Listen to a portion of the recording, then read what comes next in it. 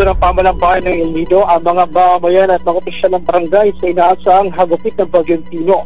Pati ikinasang pulong ng Municipal Disaster Risk Reduction Management Council kasama sa Mayor Edna Danacotin, pinaghahandaan ng LGU ang magiging epekto ng bagyo na pumasok na sa bansa kahapon ng umaga.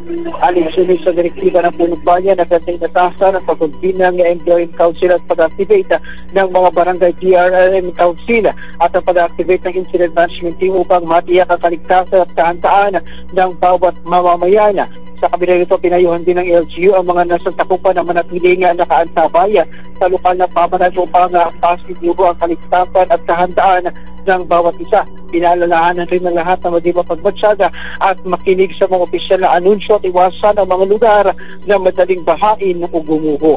Ako si John Vice, Bantakulo ng GMA sa Radyo Palawan, dapat totoo.